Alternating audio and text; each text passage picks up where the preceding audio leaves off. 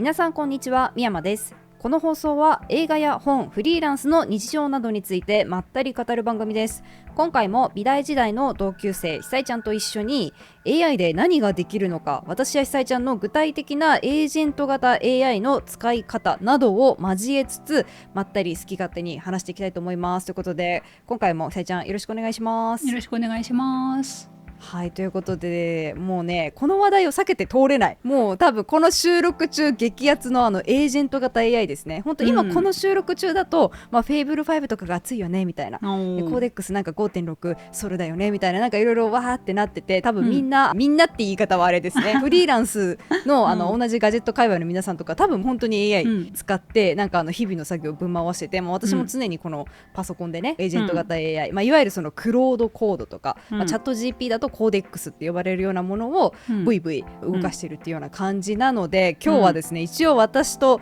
ひさいちゃんも使ってはいるので、そのあたりについて具体的にこういうのやってるよみたいな話をするんですが、この動画は先に言っときたい、ハウツー動画ではありません。ありませんね、いつも通りありません。全然ありません。私たちはこう使ってるよみたいな、なんか皆さんのアイディア集とかになればいいなぐらいの感じでやりますが、具体的にこういう設定でこういうプロンプトでやってますみたいな話は一切しないので、なんかそのハウツーが知りたい人、なんかクロードコードとかコーデックスってどうやって使えばいいんだろうみたいな方はですね、ぜひ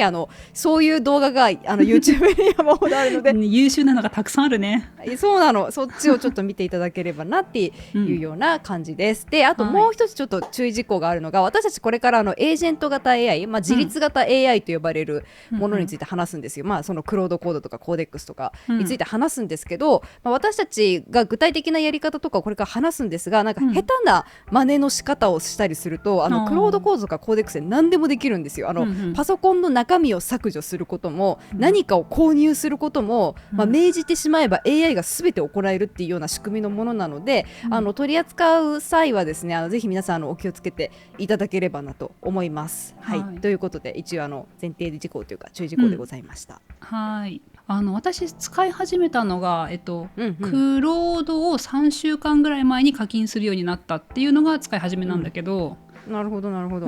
で使い始めた時に我が家の会話ね、旦那さんに、いやクロードってのが面白くってさ、つい課金しちゃったよって言ったら、旦那に、チャット GPT じゃダメなのって言われて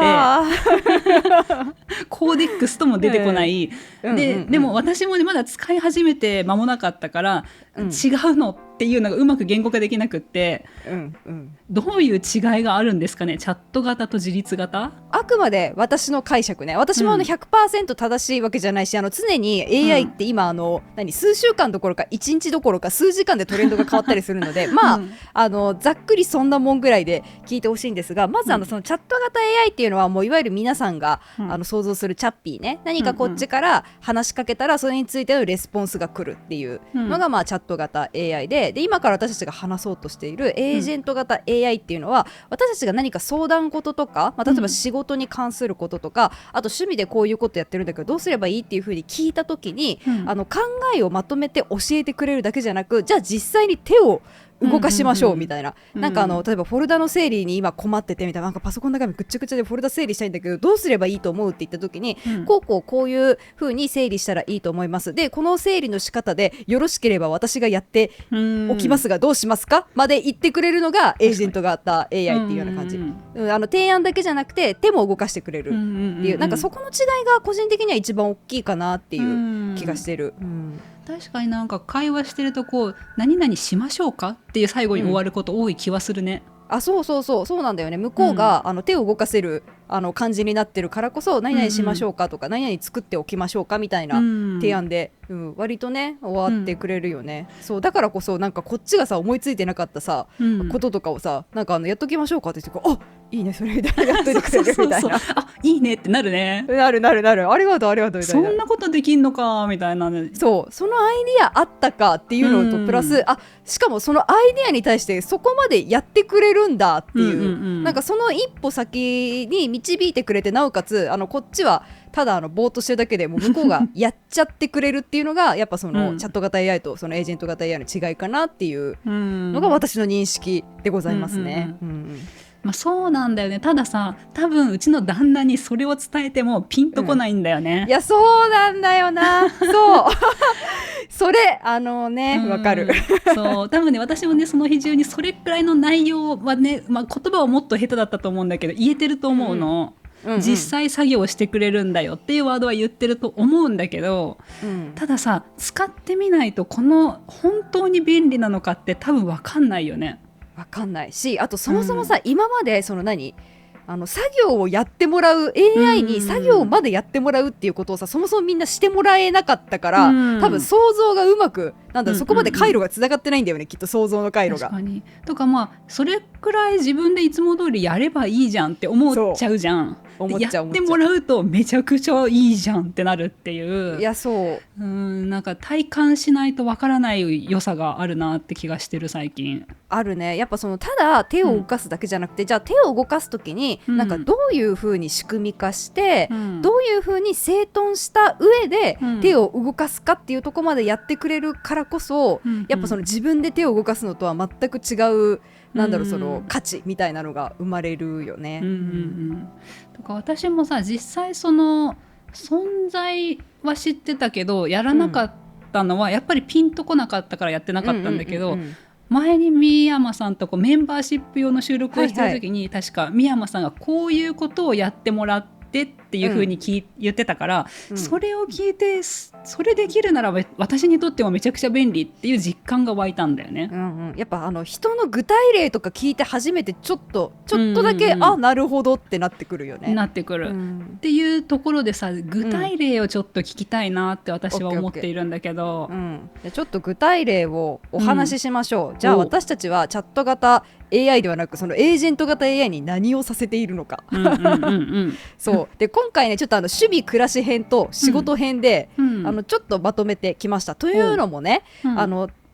イディア集として皆さんに、やってもらえばいいなと思ったけど、なんか仕事編をさ、多分会社員の人ってそのままできないと思うの。なんだったら会社に AI 禁止されてるとか、特にさエージェント型 AI って何でもできちゃうからこそ、なんか個人情報を勝手にさひっくり返してさ、なんか良くない見せちゃいけない場所に見せちゃったりとか、みたいなこともあったりとかするからこそ、ちょっと趣味暮らしで、どういうことができるのかと、じゃあ仕事でどういうふうにやってるのかちょっと分けてきたので、じゃあちょっとまずは趣味暮らしの観点で、じゃあまずちょっと私からどんな感じで使ってるのかっていう、具体例をいくつか挙げていこうと思うんですが、まずですね、私習慣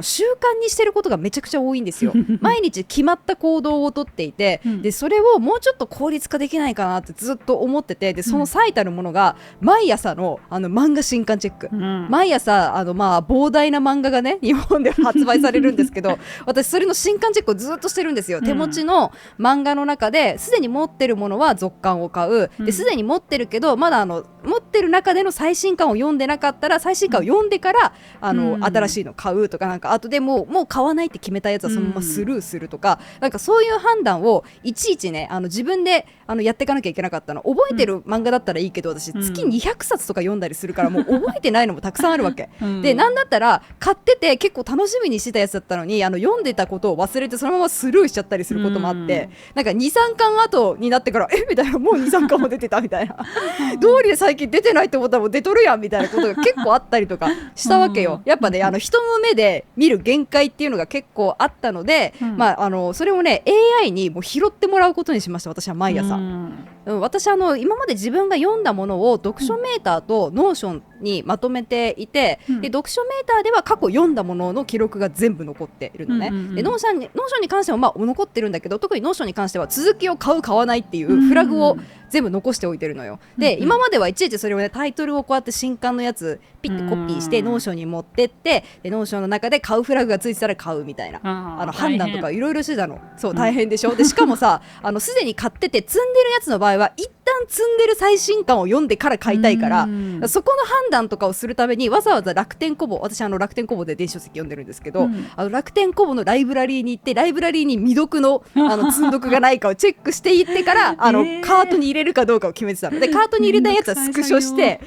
買うリフトに入れるみたいなのをやってたんだけど、もうそれさ時間かかるじゃん。もう聞いただけでなんか多分皆さん途中で考えるのを放棄したと思うんだけど、時間かかる、めんどくせって思ったでしょ。私もめんどくさいなって思いつつでも漫画読むのが趣味だから趣趣味だし、なんだったら私レビューもしてるから、で皆さんにおすすめのやつとかね、常にベストバイ動画とか、あと楽天ルームとかで進めたりしてるから、仕事の一つでもあるからもうやってたわけ、ある程度好きっていうのもあるし、でそういう判断ね、買う買わない、その場で買うのか後で買うのか、もうずっと買わないのかの判断を全部仕組み化して、毎朝AI に判断させるっていうのを作ったんですよ、で、クロードコードに要件定義バーってしてもらって、で実際のその実装部分に関してはコーデックスの方でちょっとやってもらって、で実装したやつのチェックとかをクロードコードでやってみたいな感じで、なんかねやっぱ得意不得意があるから、エージェント型の AI って、それぞれね得意なやつにこう分けていろいろやってもらった結果、ここにね後でちょっと見本みたいなのを多分ね、私がスクショでサンプルのやつをね、さあサンプルも作れるんですよ、確かに確かにそう優秀だから、こんな感じだよっていうのを後でサンプルここに出しとくんですけど、勝手にね、判断して、もう私半分以下になったの、自分の時間が、たまに間違ったりとかするし、あと私もさ、買う買わないのフラグを間違ってつけてたりとかするから、そこの最終チェックとかもちろんするんだけど、本当にね、楽になったし、なんだったら眠ってた積んどく未読漫画とかを発見することによって、みたいな、これ私1巻買ってたんだみたいな続巻が出てますみたいなペーンって裏側と来てたりとかして、あ、そうなのみたいなじゃあ1巻積んでるやつ早く読まなきゃみたいな、読んで面白いっつって続き買うみたいな確かにそういう忘れてることを思い出させてくれるの多い気がする、多いよね。そうそうそう、だし、あと新しくさ第1巻が出ましたみたいなやつとかは、私試し読みしてから買いたいから、なんか試し読み検索ボタンみたいなの作って、そこペンって押すと、もうそれの試し読みができるようなサイトがこう Google の検索結果でパーって出てくるような仕組みを作ったりとかして便利。そうだから試し読みも本当にボタン一つでできるようになったし、なんだったら今まで読み終わったやつをね、読書メーターで読了ボタンを押した後に、さらにノーションの方に入れて、でノーションに入れたやつをそれタイトルとか綺麗に整えてとか、自分の手作業で全部やってたの、でフラグつけてみたいな、そういうのも全部、iPhone の純正のショートカット機能を使ってボタンでポンポンポンってやるだけで済むみたいな仕組みとかも AI に改めて作ってもらって、もう本当に読み終わった漫画の管理、もうこれから読もうとする漫画の管理も全部ね半分以下っていうか、なんだって10分の1ぐらいの時間と手間で抑えられるような仕組みを作ったりとかそうしましたね。これが結構私の中で一番時間削減という点では大きかったかも、すごいね、そんなに使いこなせるの羨ましいね、っていうか多分やってる習慣になってるものだったからこそだと思う、毎朝やってて、もうちょっとここがこうだったら早いのにとかを常に思いながらやってたことだからこそ、AI に投げたらさ、なんていうの、じゃああれも改善できんじゃんみたいな、 AI の側も提案してくれるし、ここもっとこうすれば今まで手作業で直されてたやつ自分がやっとくんで、あなたワンポチ、宮山さんは2、3ポチで済むようにしときますよみたいな、みたいないいっすかみたいなありがとうみたいな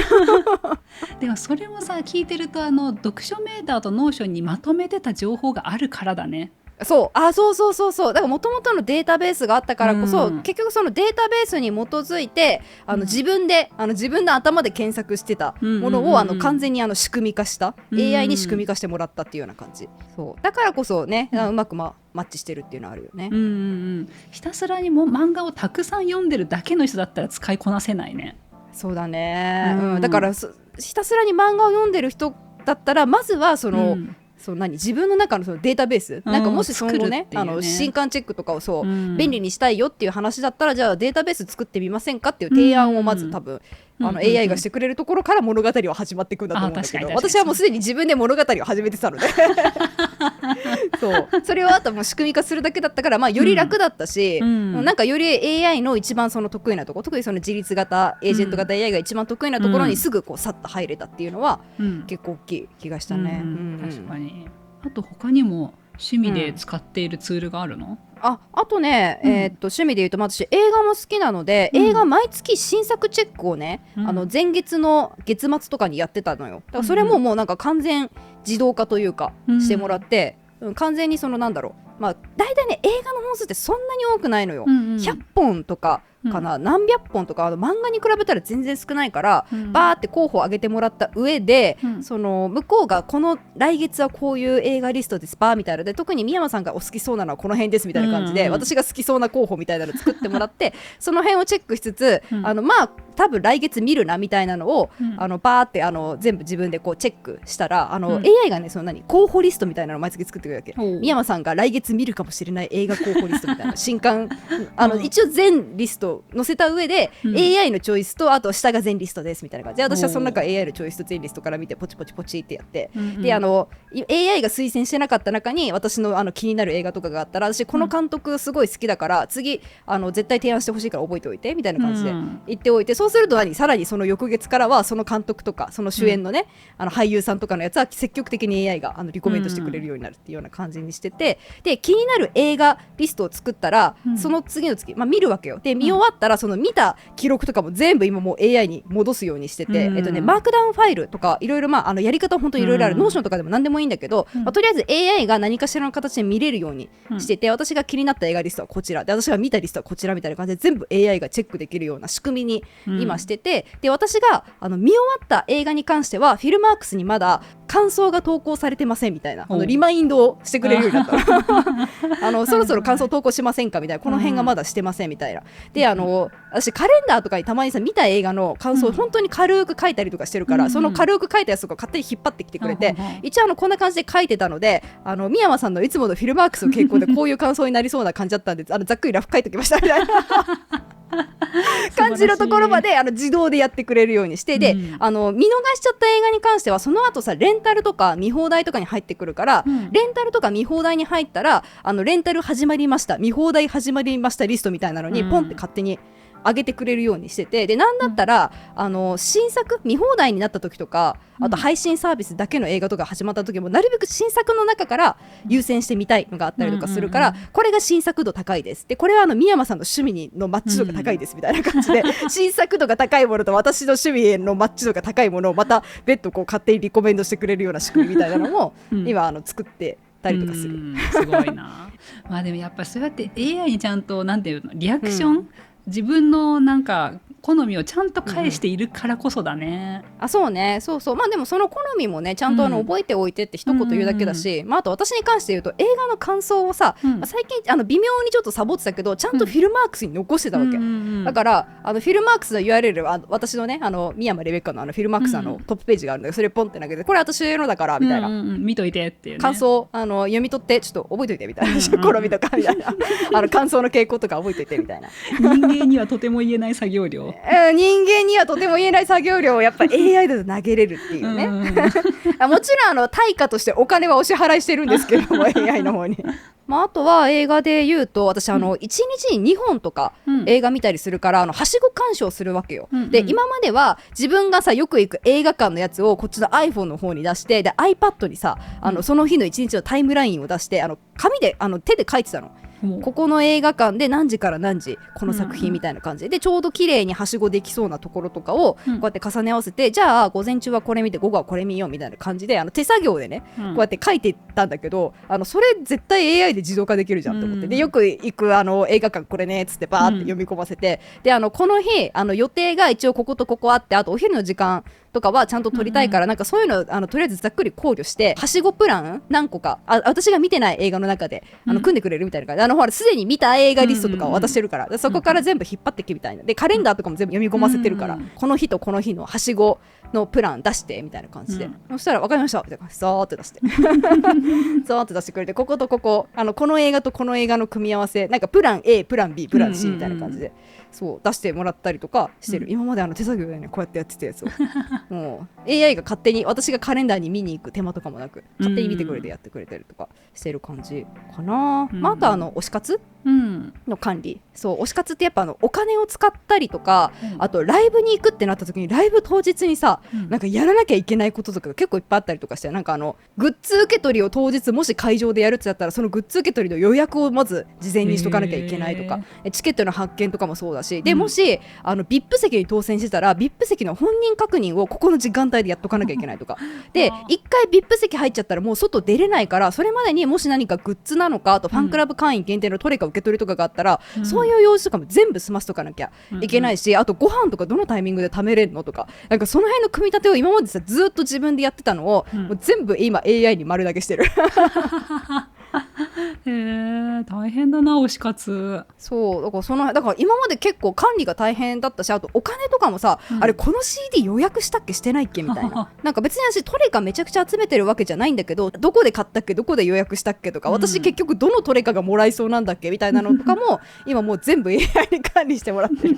で、あとなんかルセラちゃんとかテレビ出るよってなったらテレビで予約しましたかみたいな、ルセラフィビの X でそろそろテレビの出演のあれが来てますけどみたいなありがとうしてなかったサンキューみたいなすごい。そういうのも全部見やすいカレンダー付きのダッシュボードとかにまとめてもらってて、なんかトゥードゥーリスト、カレンダーダッシュボードみたいな、でライブ当日やることリストみたいな感じで、あとなんか散財台帳とかも一応あってこの辺はあんまり見せられないんだけど今この CD にこれだけのお金かけてますみたいな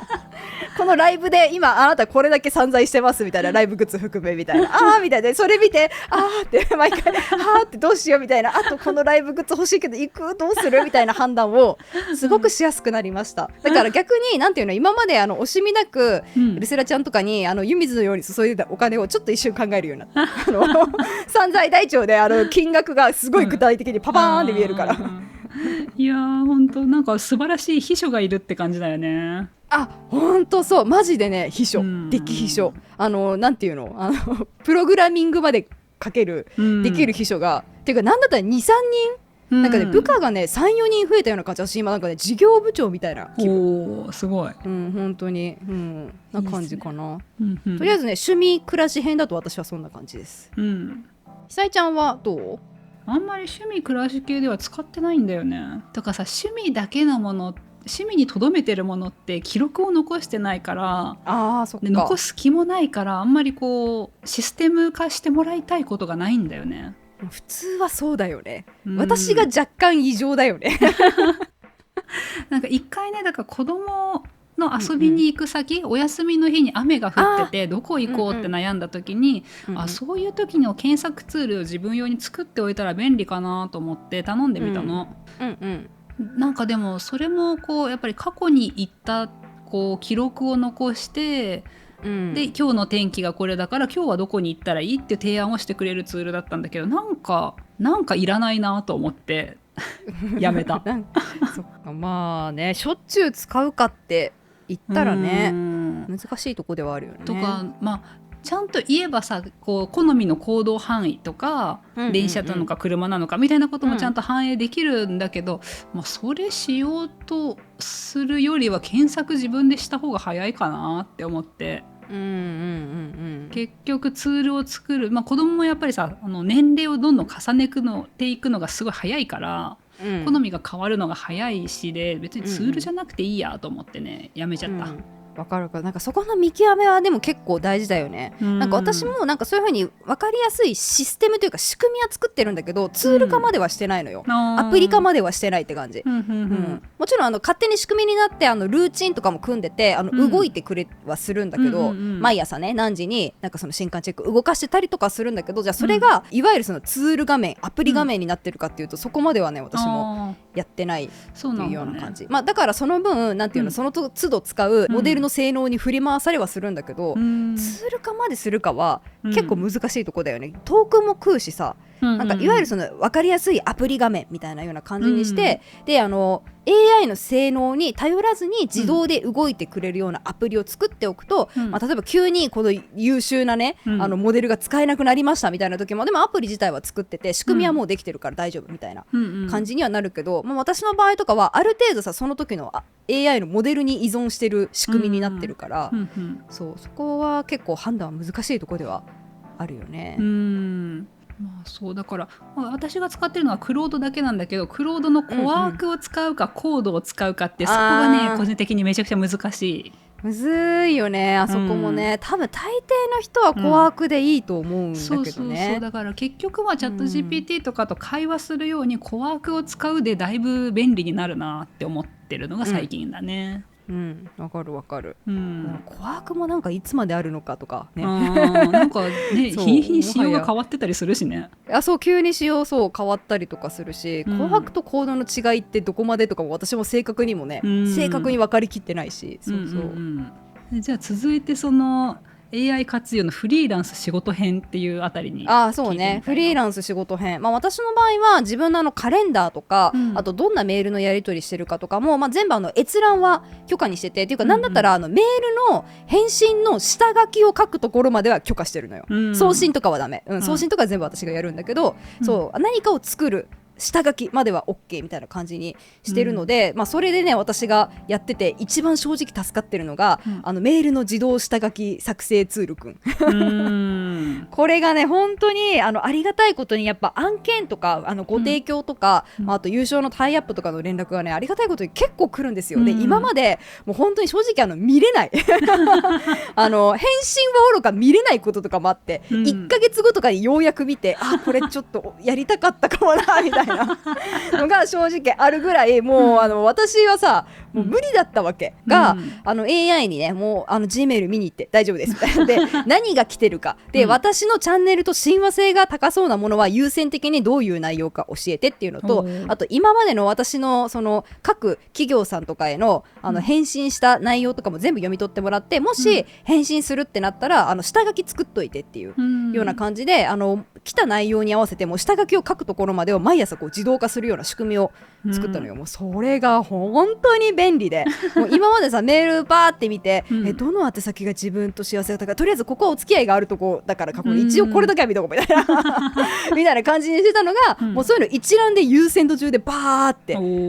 見せてくれるような仕組みになって、毎朝こことこことここから来てました、でここの部分は特に最重要で、絶対返信した方がいいとは思いますみたいな、ちなみに返信内容はおそらくこういう返信内容になると思ったので一旦下書きは作っておきましたみたいな感じのところまで毎朝やってくれる下書き作るくんを今すごい愛用してます。いやいいね。これのおかげで、メールのさばく量が2倍とか3倍とかになった、もう今まで見れないっていう感じだったのに、なんだったらお断りのメールがちゃんと適切な期間内に送れるようになった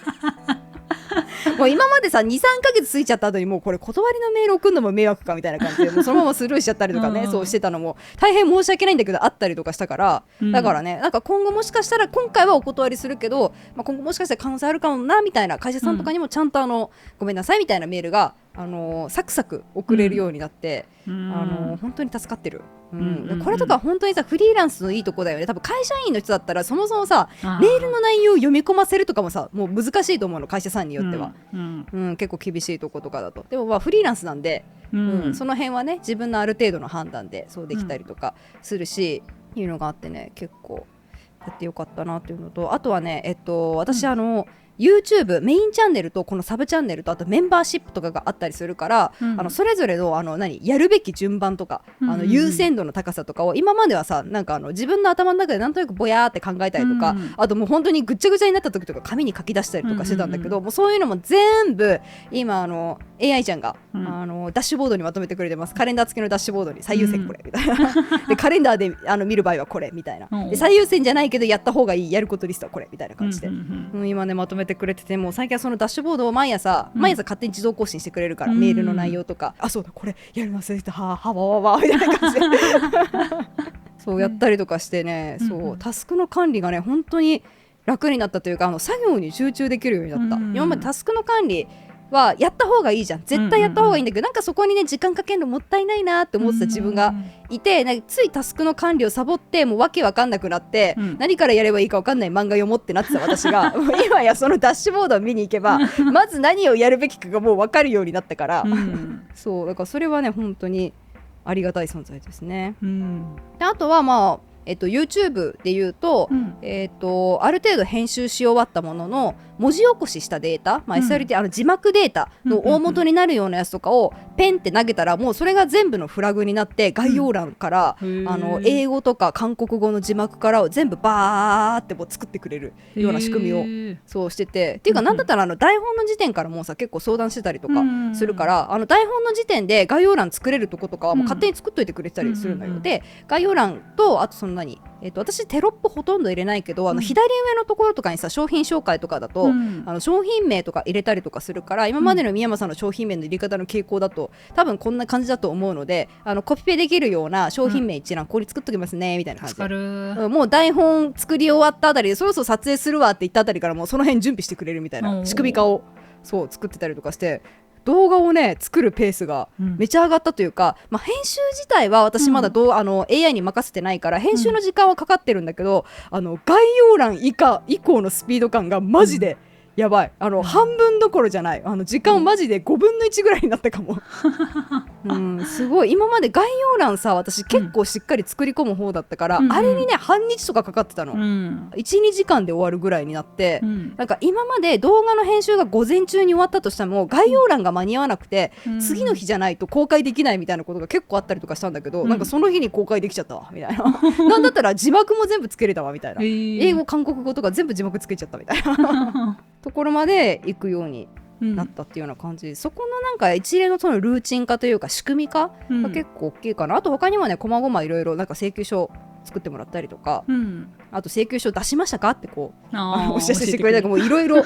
そうなんか1個の仕組みを作ったらさ、あとは AI がこの辺とかも今後お知らせするようにルーチンに入れときましょうかみたいな感じで向こうが提案してくれるから、あじゃあそしてみたいな感じでどんどん増えてってる仕組みがもう私でも把握しきれないぐらい今もうなんかいろんなものが仕組み化されてるっていうようなところですね、なるほどね。だからねここまで聞いてもさやっぱフリーランスでは使えるけど会社員はじゃあどう使うのかっていう答えは難しいね。むずいね。だから結局その会社で許可されてるかどうかだよね、多分会社さんによってはさ多分もう契約してて使ってるところとかもあると思うから、あとはそれでねどこまで連携しているかによるけど、それで、そう管理できるんだったらしてもらうのがやっぱ楽。やっぱさなんだろう、私もさなんか専業 YouTuber に限りなく近いけど、だとしてもやっぱやることってさ山ほどあるわけよ、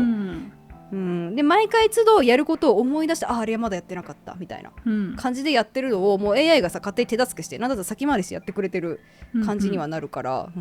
やっぱフリーランスと相性いいし、なんだったら会社員の、ね、方もやっぱそういう作業って山ほどあると思うから、なんか先回りしてねあれやりましたこれやりましたって言ってくれるだけでだいぶ助かるよね、多分ね、ただやっぱ同じものを使ってても私と三山さんで全然結果が違うから、何が違うのかなって気はするけどね。私そんなに使いこなしていないから、使う必要がないのか何なのかなって聞きながら今思ってた。性格の違いとかもあるかもね。私もともとさ、やっぱ自分がその仕事のために作ったメモとかも全部取っといてあるから、でなんだったらそのメモもただ乱雑に取っといてるんじゃなくて、昔さセカンドブレインっていう本を紹介したけど、自分の中でちゃんとさ綺麗にフォルダ分け階層でフォルダ分けして、ここの情報はこの辺に入れとこうとか、でこの情報はノーションでこういう風に管理しようみたいな感じで、もともとさ仕事に関しても管理してる情報、データっていうのが結構しっかりあったわけ、で結局そのすでに管理されてる情報をもとに仕組み化していくのって多分そんなに難しいことじゃないから、すでに自力で仕組み化してたものを自動化してくれたのが AI みたいな感じかな。もともと仕組み化とか習慣化がすごく好きなタイプだったからこそ、本当にエージェント型 AI 自律型 AI とこう結構相性がよくガチッとはまって、なんかいろんな仕組みを AI に任せられてるのかもしれない。そこが結構大きいかも。確かにインスタに来てた質問でさ、日常のどういう時に AI を使うかと便利かわからないっていうのがあったけど、便利かどうかがわからないっていう人にとってはあんまり便利にならない可能性もあるよね。あるある結局どう便利に使えばいいんだろうっていうことに時間を割きすぎちゃって、なんか本質を見失うことは絶対ありそうだよね。結局その作業をするにも時間がかかる日常なわけだけど、AI を育てるのにも時間はかかるじゃん。時間はかかる。そうなるよ。全く今まで何の記録もしてなかった人はね、そうだから私もそんなに記録を取らない方だから、ここから記録を取るようにシステムを作ってもらうのがいいのか、今まで通りザルでやっていくのがいいのかっていうのを判断をしかねるところだなって最近思う。難しいよね。なんか変に仕組み化してもさ、なんかまあその仕組みに何かしらのエラーが起きた時に面倒くさくなったりとかすることもあるし、仕組み化しない方がさっさとできることももちろん世の中にはたくさんあるから、そこの見極めは結局ね、今のところまだ人間がするしかないというかね、そういくら自律型 AI とはいえ私たちの頭の中で考えてることまで AI は知りようがないので、そこの判断はねまだ人間がやるしかないよね。そうだから私もね無理に使う必要は本当に全くないと思ってて、私みたいにさいろいろ習慣化してることが山ほどあって、でその習慣に1日の時間が結構割かれちゃってる人は、かなりいいと思う。その1日の習慣の時間がキュッて圧縮されるというか、今まで自分が手を動かしたものをもう AI が完全にルーチンでやってくれてて、私はその間の時間さまた別のことができるようになったりとかするから、結局私は今その別のことをさ他の仕組み化できることにAI にお願いしてずっとこうやって許可出しのボタンを押すっていう作業に勤しんでるんだけどそう自動化が自動化を呼びみたいな感じでなんか仕組み化が仕組み化を呼んで常になんか知らないけどいろんな仕組みを AI と一緒に作ってて、あれ私なんか最近本読んでないなみたいなおかしいなみたいなね、まあだからここまで宮山さんの話を聞いてこのやり方は羨ましいなみたいな、やってみたいなって思うものがあったらやればいいし、何にもなんか引っかからなかったって思ったらまあそれはそれで全然いいしねっていうところだよね、いいししかも世の中にはまださ便利なアプリとかたくさんあるからさ、ね、全然そういうのを使うだけで満足だったらもうそれで全く問題ないと思うし、そう無理に使う必要はない。なんかねコメントあったけどさ、3ヶ月課金したけどほぼ雑談して終わったっていうのがあって、なんか私それすごいわかるなと思って、私比較的それに近いかもしれないっていう。なるほどなるほど。そう雑談とか、リアクションが返ってきてそれでひらめいて何かになるとかは私の場合あるから今課金をしてるけど、結構雑談ベースかもなってまだ思ってる。なるほどね。なんか私さ、そもそもさそのチャット型 AI と雑談ってあんましてなくて、毎回用事がある時にさ、呼び出してて、で大抵ね毎回同じ用事で呼び出してたのよ。例えばなんだけど私普段ね野菜スープ、自分で作ってるんだけど、野菜スープの中に入れてる具材を、その1食分で食べる量に計算し直してもらうみたいなことをよくやってるのよ。鍋1個の具材の量がこれです、でも1食分のトータルの重さはこれですみたいな。例えば鍋が2キロの野菜で作ってたら、でも私の1食は300グラムの野菜で構成されるはずなのよ。だからこの2キロの食材の内訳はこれだから、それを300グラムに計算し直してくれるみたいなのをもう毎回頼んでたわけ。もう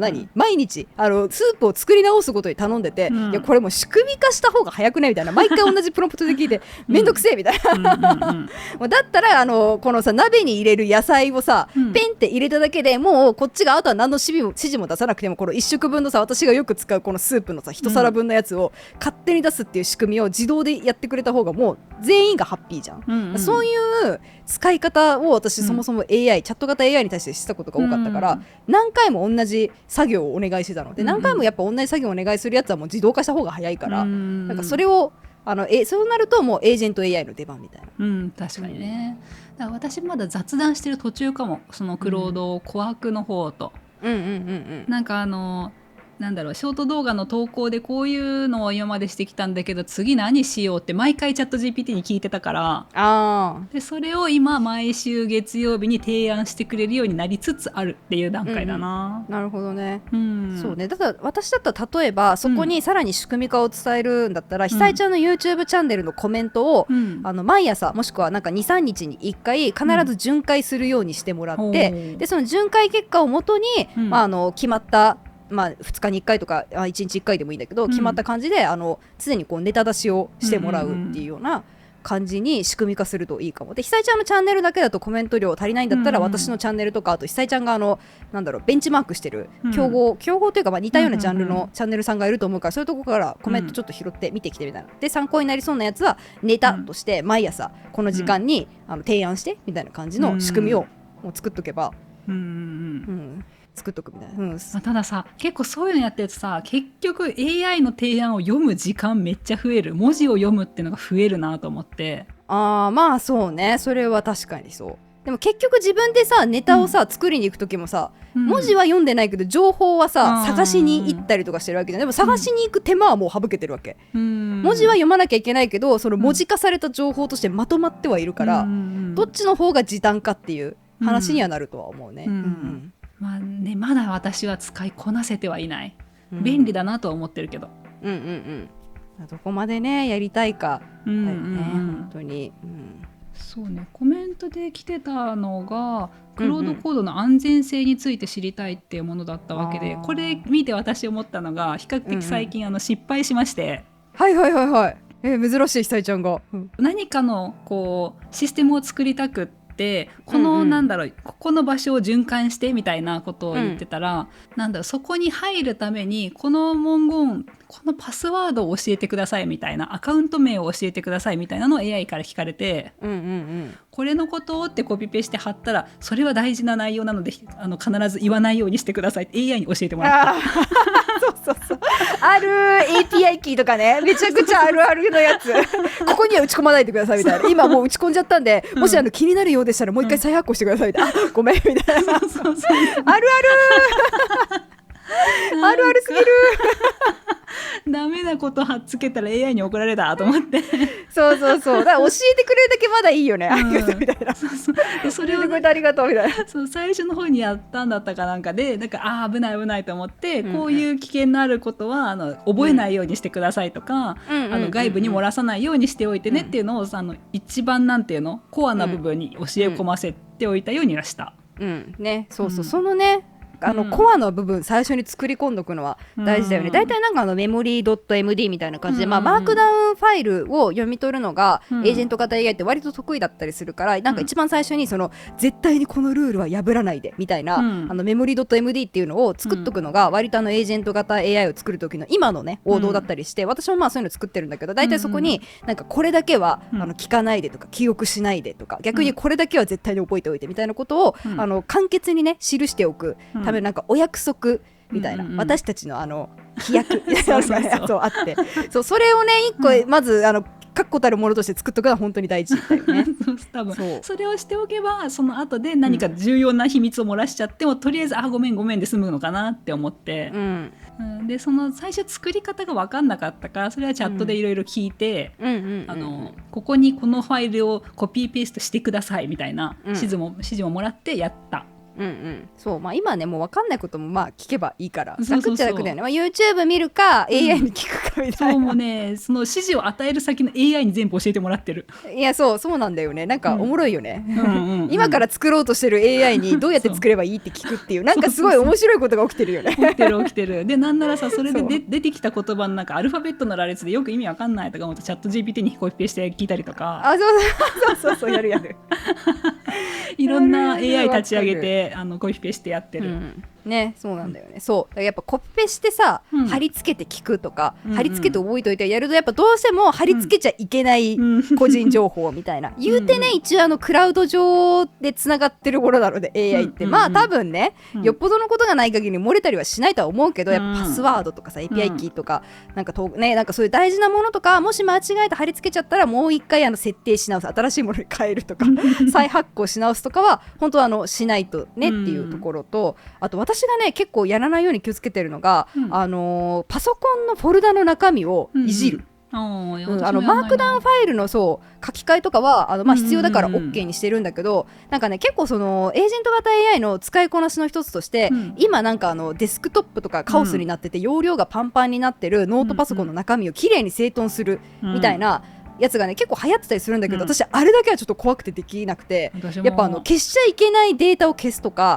あと動かしちゃいけないデータを動かすっていうのと結構近い危険性がどうあがいても私の頭から消えないので、私はそれだけはね、やらないようにしてるし、私もともと割と几帳面なのでちゃんと整理してるんで、同じなんか私もさ別にやってもらう必要ないなとか思ってないのよ。そうだから AI 用のフォルダを新たにデスクトップに作って、ここだけはあなた触っていいよっていうその1個だけにしてる。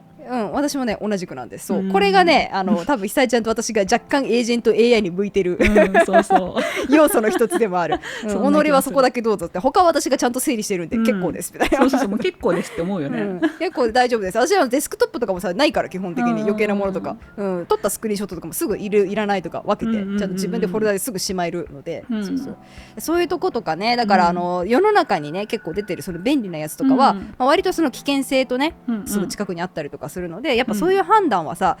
AI も判断はしてくれるけど、やっぱり自分で自衛しとかないと危なかったりするので、それぐらいエージェント AI は何でもできるって思っておいてください。重要なデータを消すことも、ものすごく高額な買い物をすることも全てできてしまうのでね、だから私のパソコンを使える秘書が横にいるっていう感覚だよね。本当にそう本当そうなの、ここに人間が一人